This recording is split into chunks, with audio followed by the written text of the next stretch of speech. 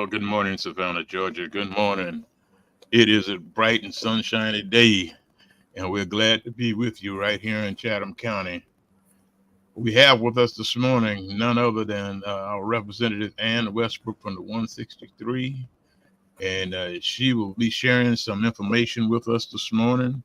We also have with us our co-host, Ms. Natavia Sanders, and she's here with us. She's going to be aggravating and asking some questions.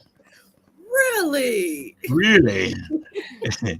And we're going to get down to it and get some information so that our vulnerable community will know what's going on. Uh, Ann Westbrook, good morning to you. We have been waiting to get you on this podcast to make sure that we can get the right information and we get it straight from, as they say it, from the horse's mouth. I do know that you have at least one event coming up, and if you put that date out first, and then we'll come back later on and let you put it out again, so that we can be in attendance to that date. Okay, So great. Well, first of all, thank you for having me on this morning. It's always a pleasure to join y'all. The conversation is always substantive and informative, and so it's just a thrill to be on with you this morning. I do have an event coming up very soon. I am a member of a committee. We call it the Freedom to Be Heard Committee, and what this committee is working on is DEI, diversity, equity, and inclusion. And this is a very old concept, but it's one that has gotten very sort of politicized lately. And so we thought it would be a good idea to just get folks together and talk through what it means to them, just hear from the community. We're going to be hearing from educators, from community leaders, from students, from business folks, business owners, and folks who work in the business community, just about what they have found the value of diversity, equity, and inclusion to be. We live in an incredibly diverse country. We live in an incredibly diverse state of Georgia. And so we really just wanted to have this opportunity to come together and talk about this, kind of get away from the politicized idea of this concept and just talk about what it means, to everyday folks living their lives in their diverse communities. I will say, this is a group of House reps from throughout the state of Georgia. We are led by Rep. Carolyn Hughley of Columbus, but we've got a real diverse community. We tried to have as much geographic representation as we could possibly get on this community. So we've got Metro Atlanta, we've got Savannah, we've got the suburbs, we've got the cities. And so that's what we're doing. The one that we're having in Savannah is Monday, August 26th. It's going to be at 6 p.m. at Hotel Indigo downtown. So we do hope folks will join us. And if you want to learn more, I've got a flyer up on my social media so people can see, who's on the committee. And also they can sign up to speak if they want to, because, this is really just as strong as, the strength of this event is going to be in the broad range of voices we hear from. Our committee is going to be doing a lot more listening than talking. It's the community we want to hear from. The last thing I'll say is one of these has already been done in Atlanta, and it was a big success. That was about a week ago. And there will also be one in Albany the day after the one in Savannah. So we really do want to bring this around the state. There's so much more to Georgia than just Metro Atlanta, which is what a lot of folks think of when they think of Georgia. So we want to really bring this to the whole state. Well, now, when we were getting ready to come on the show, you came on the end of a conversation, but is that part of the conversation that y'all want to have? I missed the conversation. So yeah. I didn't ask that question. He did it first. Just remember that. Let the record show. Okay. So basically, we were talking about reparation. Mm-hmm. And I was just saying, is that part of the conversation that y'all would be including in y'all workshop? As I mentioned, this is really a hearing for folks to come in and talk about whatever they want to talk about. So I definitely could see reparations being a part of that conversation. It's certainly something that is being discussed under the Gold Dome in Atlanta. We've got some real work to do building broader support for that. So I hope that will come up at our hearing. And if it doesn't, maybe one of the members of our committee can sort of, move it in that direction. And can you just expand? So if that's not one of the things, what could we expect in some kind of hearing like that? What are you guys expecting to come up? Well, I can speak a little bit to some of the different sectors I've reached out to kind of publicize this event and encourage people to attend. I've reached out to some of the larger employers in our community. So I think some of those folks will come. I've reached out to smaller employers as well, because big business and smaller businesses they don't work exactly the same way. I've reached out to HR professionals. Mm-hmm. I've reached out to educators, both at the high school level and also at the collegiate level to ask for their participation. Mm-hmm. So we expect this to really be wide ranging, but we expect it to be very community led. So, who would be the community? Because I heard a lot of civic. I didn't hear any grassroots targeting. So right. Well, my personal targeting has been to educators, to business, to community members. But I've also been in touch with more grassroots folks as well, and it'll be up to them, whether they want to participate. But we are certainly hoping for a good outcome. I should also say the organization we're working with on this is American Progress Rising. So if people want to check out their website, they'll find more information there. And it'll really just be up to, who's intrigued by this in the community and who wants to participate. We hope it'll be really broad ranging. Have you invited labor to the table? Oh, sorry. I haven't made that specific outreach, but I should do that. And some of my colleagues have, because I said this is a big committee. But that is a really good reminder you just gave me. Thank you. What about rural Georgia? I didn't hear you mention rural Georgia. Well, we're having a hearing in Albany. So would that be considered rural? Well, it's at least southwest. Okay. And so, Albany's a city. We have to we can't go to all 159 counties. We just don't have those kinds of resources. But when we go places like Albany, then, that's going to pull from that whole Southwest Georgia region, which is very rural. But one thing to maybe flag about this is, one reason we do these hearings is, I'm a Democrat. I serve as a member of the minority party.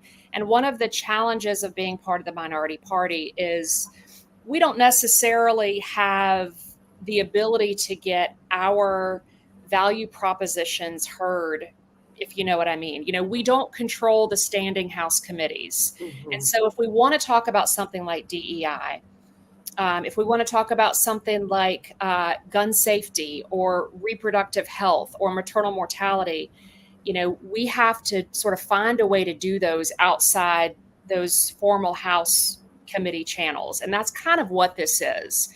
The reality is it's hard for Democrats to get elected in rural Georgia. And partisan gerrymandering is a part of that conversation. And so we're sort of working with what we have. And that means, folks the most rural parts of the state that have Democrats elected are going to be places like Albany. A few other, we've got some representation in West Georgia and Middle Georgia, but it's, the nature of partisan gerrymandering means that our Democrats tend to be from cities. So that's just something we work through. Okay. So the DEI, we hear that acronym all the time. Mm-hmm. Most people know what words it stands for. I guess it's diversity, equity, inclusion, right? Mm-hmm. Right. And so when you're breaking down those three words and understanding, what have you seen so far in your efforts as it relates to equity, the equity of DEI? Well, I mean, I think, equity is different from equality. So, we can't have equity means kind of recognizing, I think, that we come from different experiences, and what one Georgian may need or may be focused on is going to be different from others. Would Based it on be more like a target of the marginalized communities? Like would it be sectioned off like marginalized communities when I you're think trying to that's measure fair. the equity?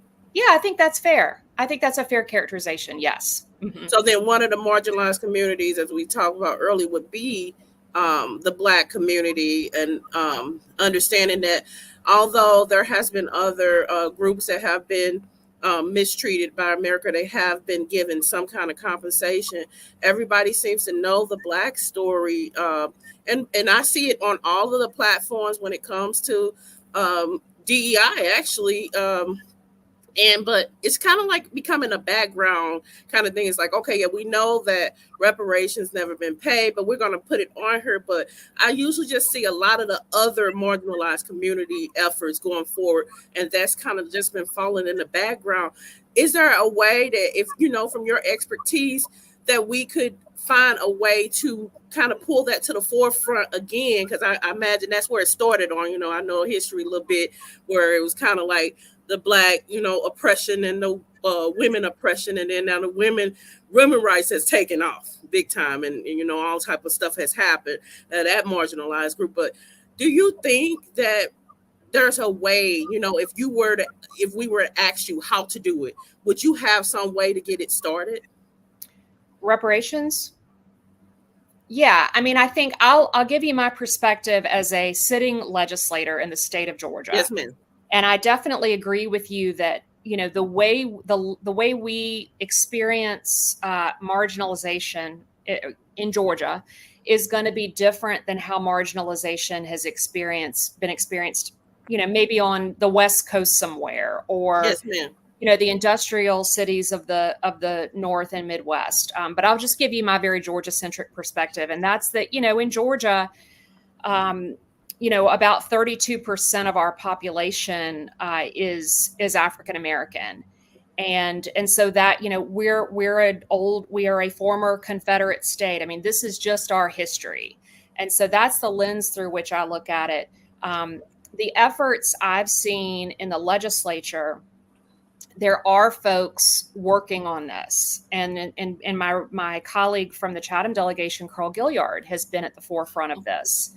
The Georgia Legislative Black Caucus. In Georgia, we have the largest legislative Black caucus in the country. No state has a larger legislative Black caucus than we do in Georgia. So that's very much kind of our lens in Georgia.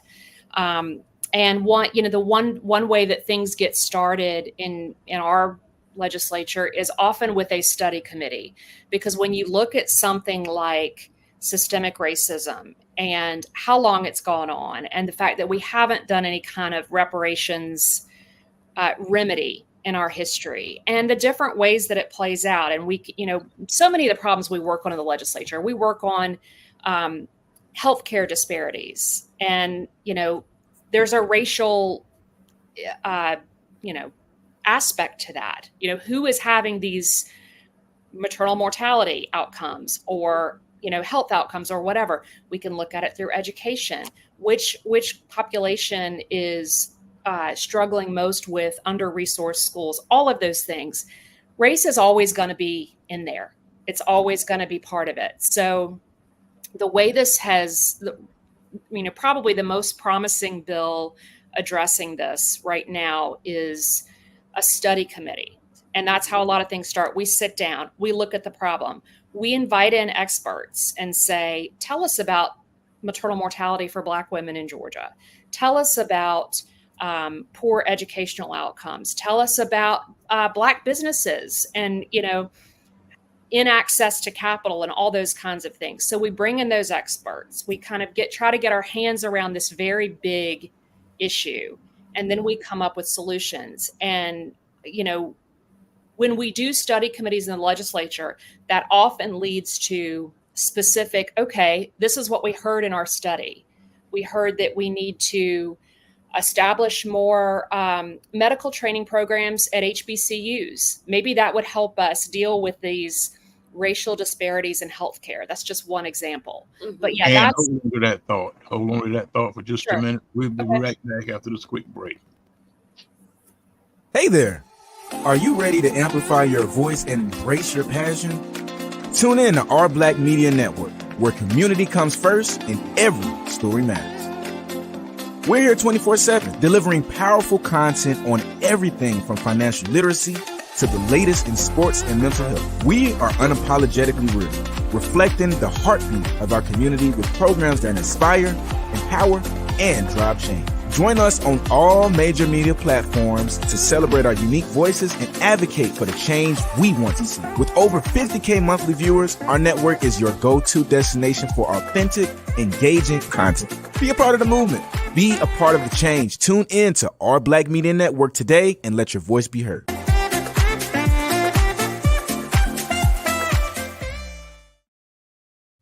Now we're back, and Ann, you started a conversation on what it would be like to have the HBCUs with different studies.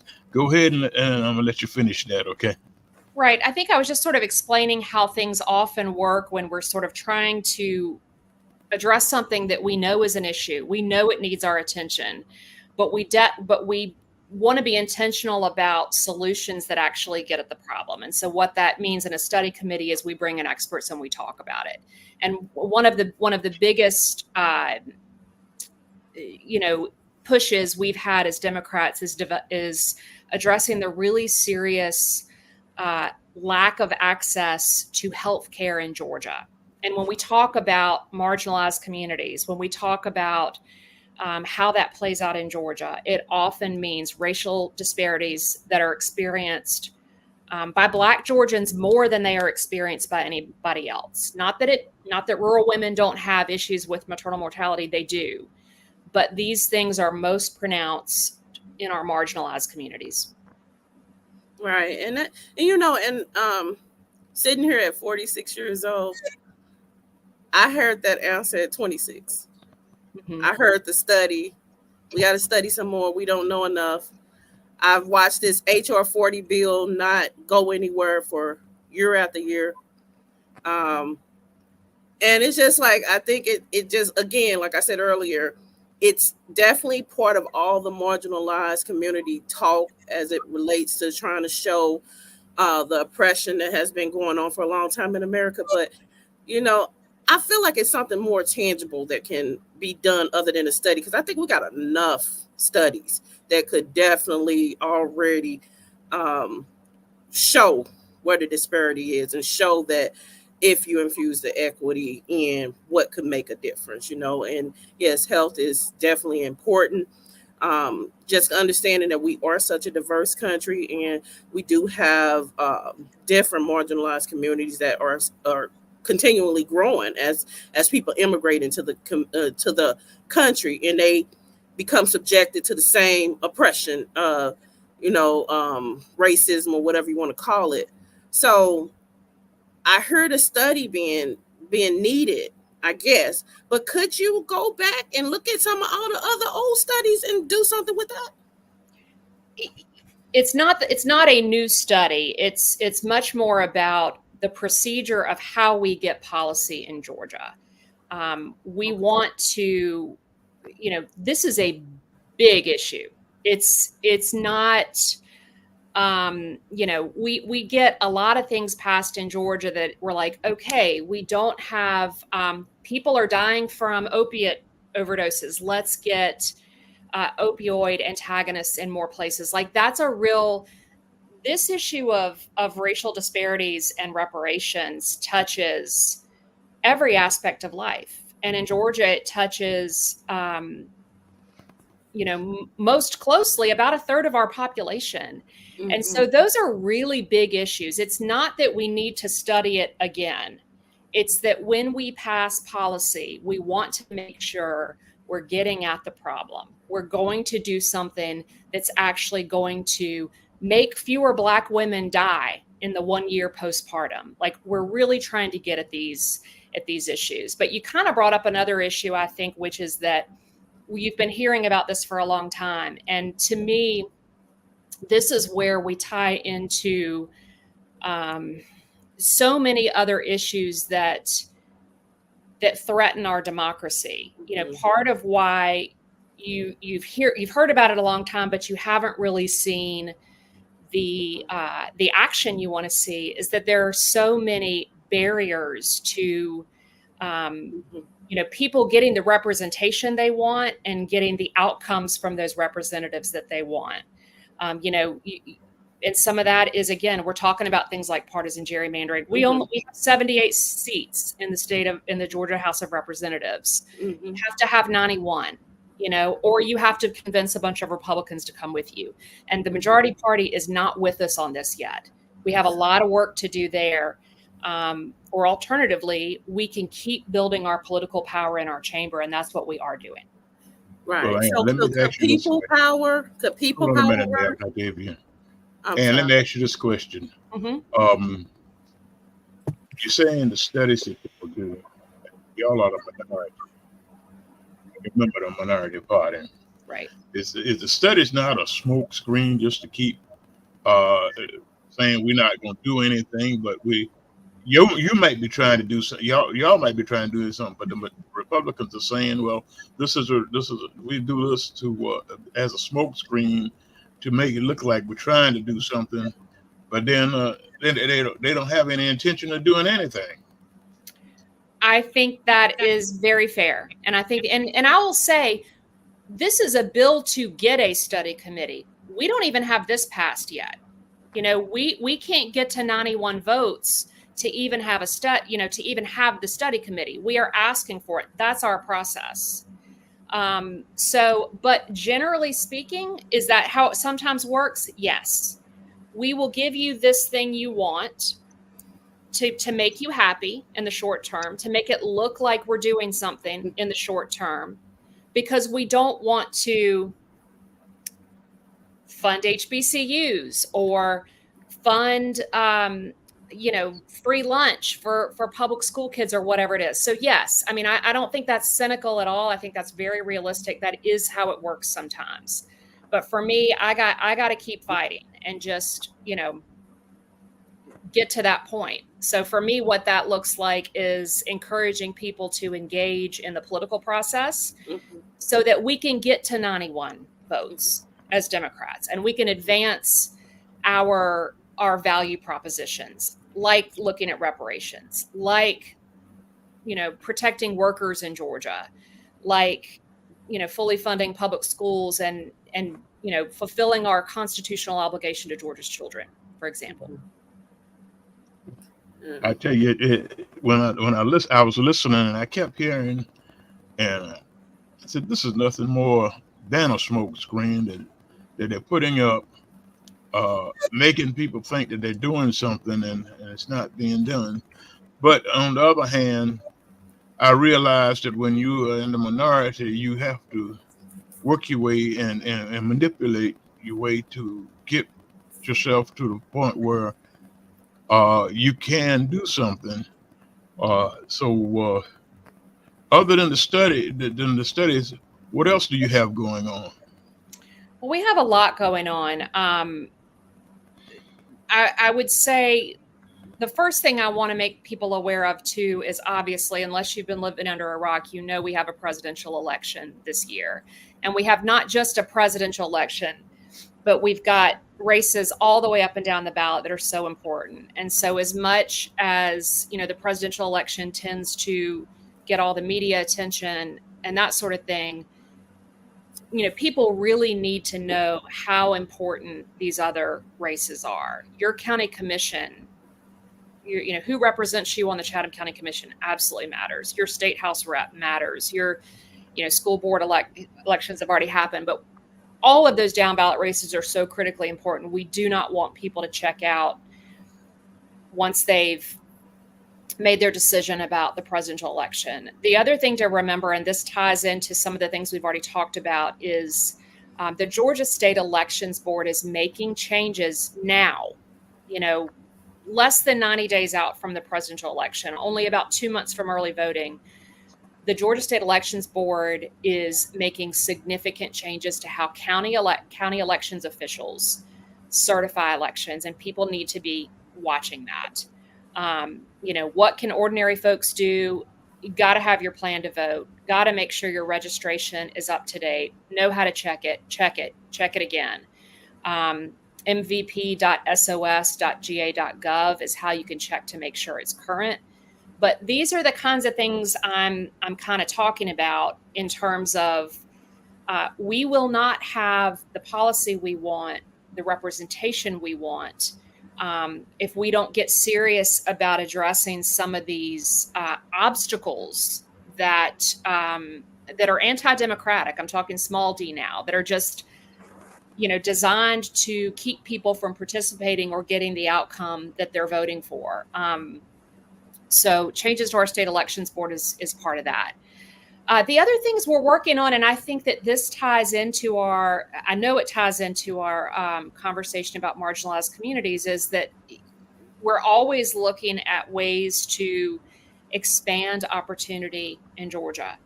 Opportunity and access to a quality education is huge. Georgia children have a constitutional right to a public education. That doesn't mean you get a great education if you win a lottery or that sort of thing. That means we have an obligation under our Constitution to provide this to you.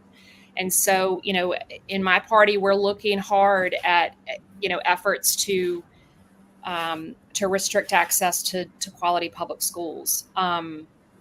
Again, we've talked about healthcare already. That's part of it. Budget justice is one thing we talk about as well. We are a state that has a multi-billion-dollar budget surplus. We have had that now for several years running. And it gets pitched as like, oh, isn't it great we have a budget surplus? Well, okay, yeah, it's certainly better than having a deficit, and our Constitution in Georgia doesn't allow us to run deficits. But do we really have a surplus? Do we have a surplus in a state where you are more at risk having a baby in this state and dying in the first year after you have that baby? Because we're not addressing healthcare disparities, where people don't have access to quality public education, to childcare.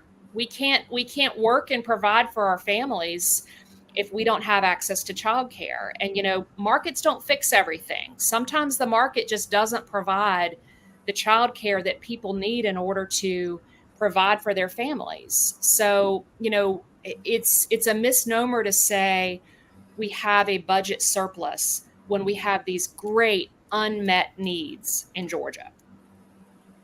I would say, when you said that about the surplus, we have so many rural counties that hospitals have closed down, and people having to sometimes drive 3 and 4 hours to get to a hospital.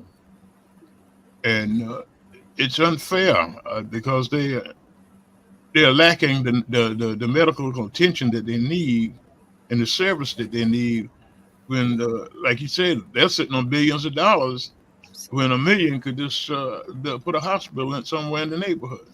Right. Absolutely. I mean, we are, I've talked a lot about this issue of maternal mortality because I think it's unconscionable that we have this problem in Georgia. But part of it is we don't have OBGYNs in half our states. Half our 159 counties in Georgia don't have a single OBGYN practicing.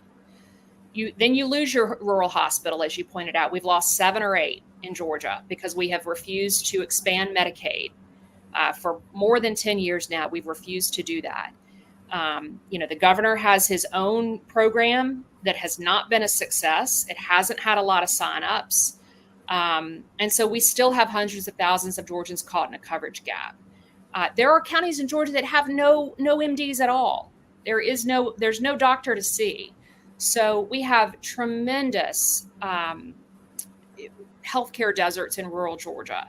That's an economic development issue as well. If people can't see a doctor in your county, they're not moving to your county to open a new business. They're not going to employ 10 more people in your county. So, that's definitely something that we're facing in Georgia. And so we need to be real clear about that when we talk about these surpluses. We've been told for years that a recession is coming. I think that the Biden-Harris administration deserves a great deal of credit for addressing the inflation problem. It's not gone yet. We know prices are still high, but it is coming down. And it's one of the few times in our history we've been able to address inflation without triggering a recession. And that's part of why we see these surpluses, because we keep waiting for the recession that hasn't come yet, thank goodness. But we've got too many people suffering to be sitting on billion-dollar surpluses in Georgia. I agree with you. We have had the pleasure of being joined by our other co-host, Reverend Alan Maynard. We're going to take a quick break, and then we're going to come right back, and we'll be right back with y'all with the last half of this program.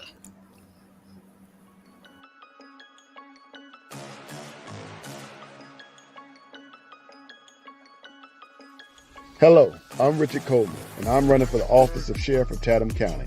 And when I'm elected, I promise to inspect what I expect. Chatham County, it's time for a change, and that change is me, Richard Coleman.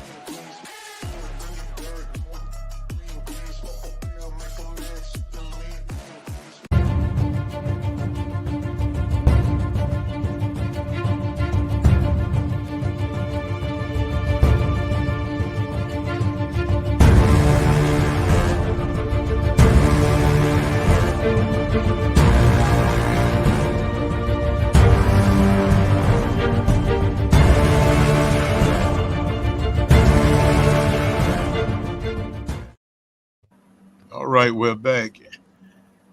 And we have been experiencing a high volume. And when I say high, I mean a high volume of people being put out of their homes. And we're going to let Reverend Maynard start on that subject. Good morning, everybody. Good morning, Westbrook. Good morning, Ms. Sanders. Good morning, Elder Jerome. I came in on the end of State Representative Westbrook speaking on health care. I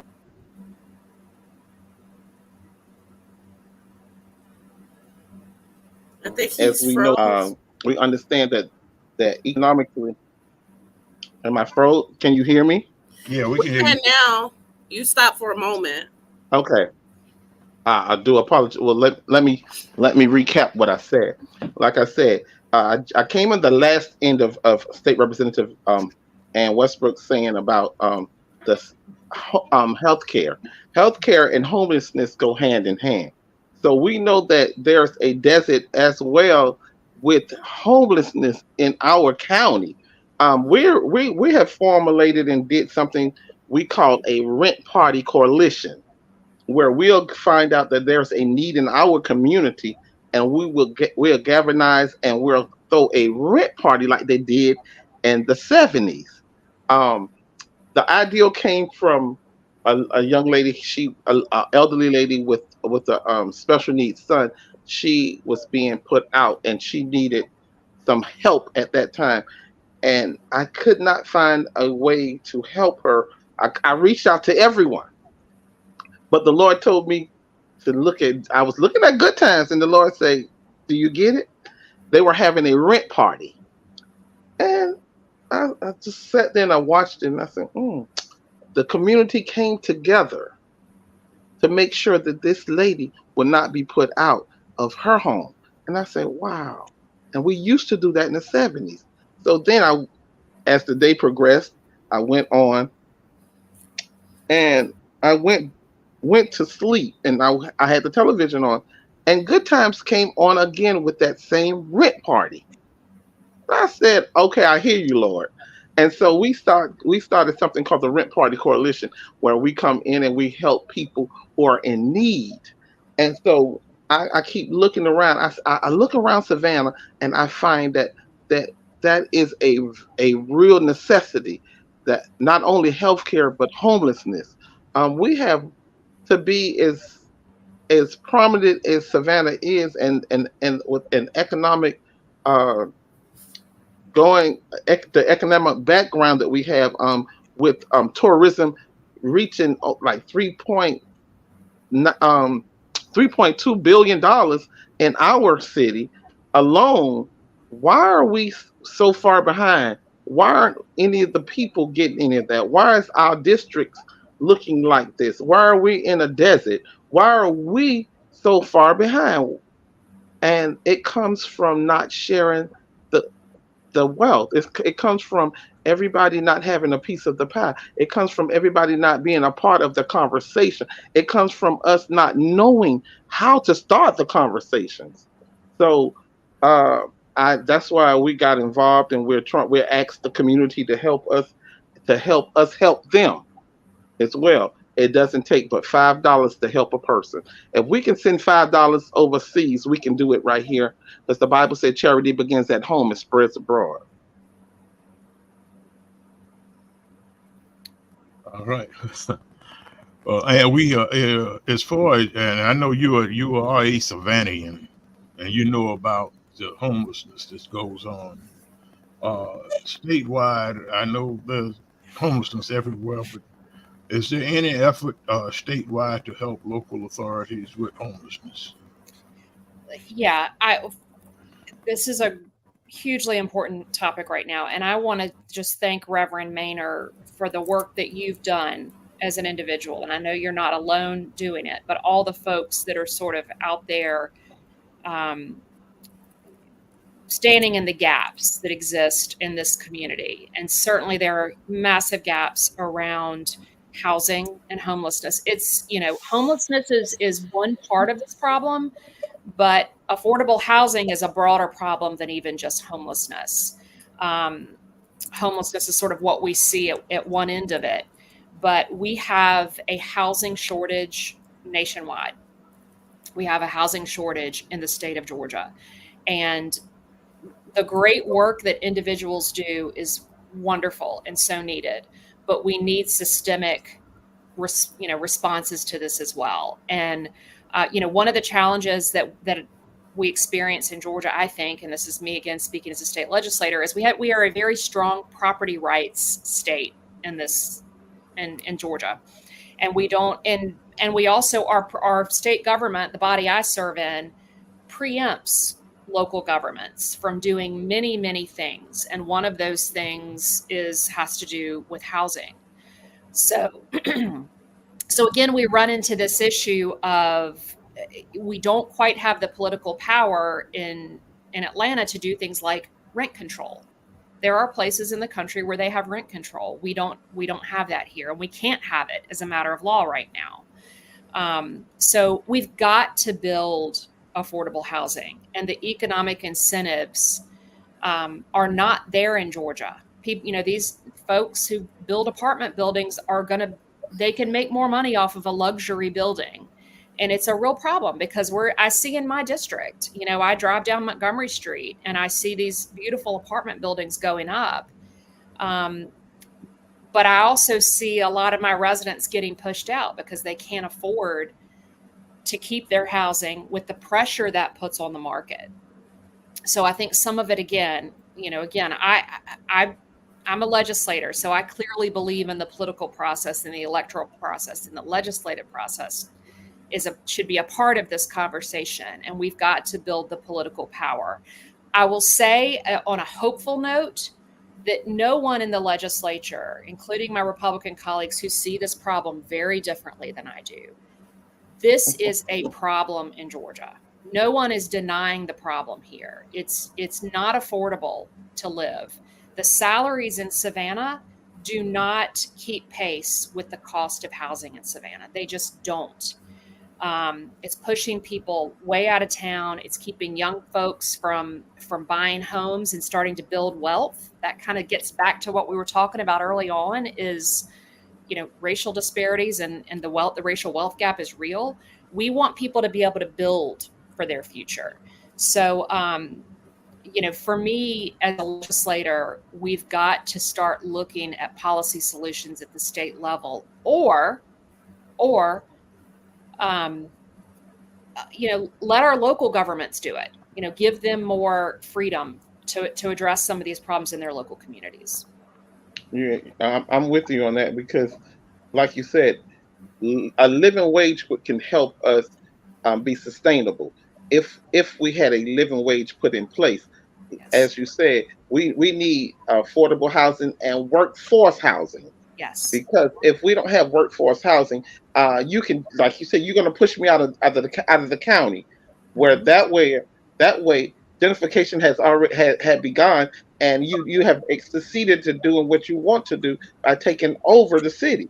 So instead of pushing us out, work with us and let us work with each other, Yes. and we can build our economy up. We can build, like you said, generational wealth that I can leave to my children, my children's children. But if you're pushing us out and you're making it ridiculously high for us to live, we can't live where my grandparents used to own a house. We can't live where my uncle owned a house because we're being forced out. So we do understand that there is a need. And folks get to, the folks who built this community should get to stay in this community, and they shouldn't be pushed out by market forces because somebody wants to, make a buck. We've got to look at the incentive structures that are in place because, what we love about Savannah is, the diversity and, all the families who have been here building this community before it became a big tourist destination, before it became, the hot place to move to. People should get to stay in the neighborhoods they built. Yes, because now, like you say, we're not worried about the people. We're worried about developments, and that's where we come in and we say, hey, are you not compassionate enough to know that this is a part of your community? This is where we started. Why are you pushing us out? Because you want to get in bed with the developers. We need to have, if the developer wants to come into our community, they need to have a conversation with us in our community and find out what our needs are. And instead of just pushing housing on us and making a density, we have a density here in Savannah now. That's crazy because we used to have acreage. We used to have space. Now we're on top of each other. This is, and I'm all for growth. And infrastructure growth, but let us be at the table. Let us also have a piece of the pie because the developers are taking this money and they're going back to their cities. It's true. None of this money is staying in Chatham County. None of this money is staying in Savannah. None of this money is staying in the first district. None of this money is staying in none of our districts. It is being taken out of our communities. So we can't gain wealth. We can't have generational wealth because we can't obtain any. Right. And and moving out to the county is not moving farther out is not a perfect solution anyway. Even if you want to do it, I mean, no one should be pushed somewhere. But then you're looking at commuting costs. You're looking at having to be more reliant on a vehicle, putting more miles on it. All of those kinds of things. So it's not a fair trade to move anyway. No. And I want to say something to y'all before you take a break. We're coming back together. We're going to come back together, and we're going to do another. It's called the Rent Party, but we're going to move the location, and we're asking everybody who has a need to please come. We want to find out what the needs are, so we can address needs in our community, and also how to address the needs. Back to you, Mr. Jerome. At that party, we will also invite our representatives to be at that party so they can hear for themselves what is going on.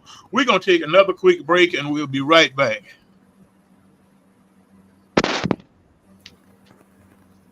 I ain't say all that. I didn't.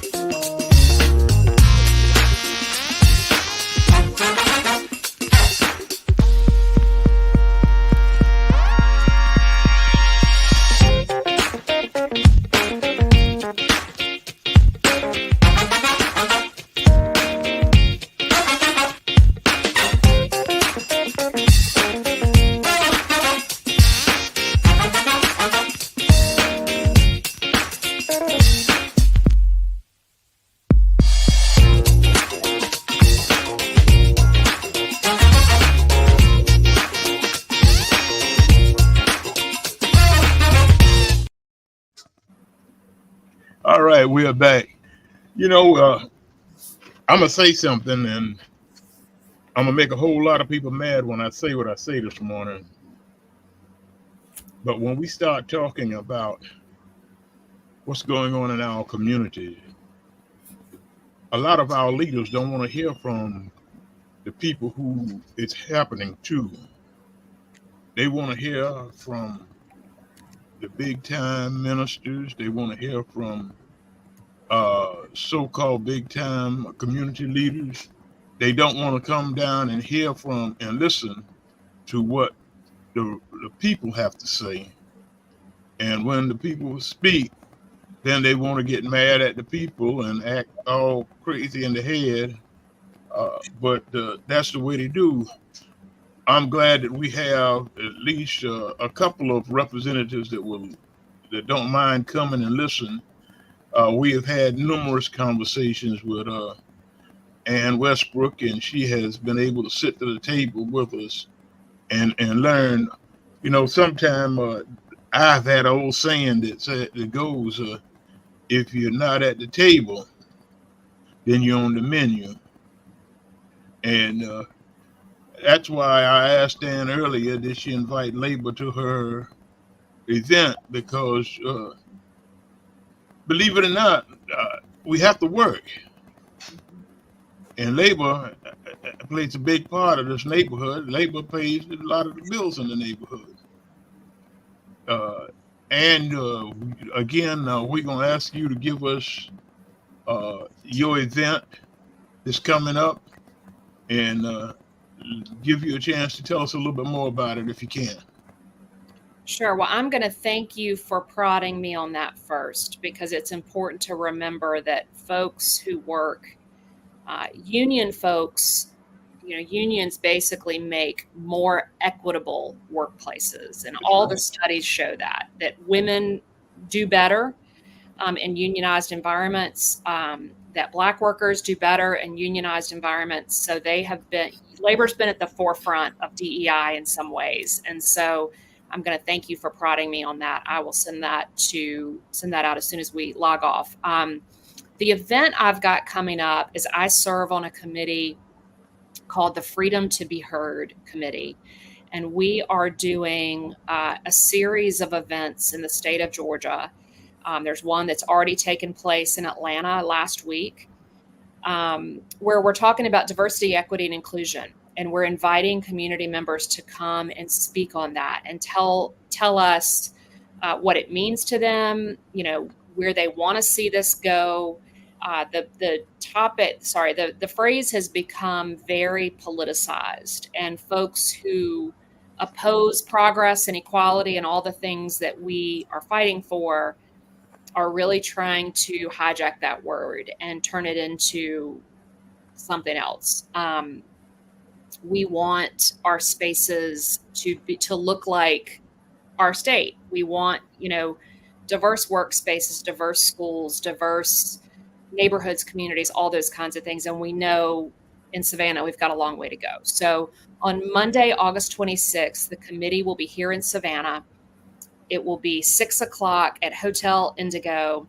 It's something that we are doing with the group American Progress Rising. So if you want to learn more about them or about this concept, you can go to their website.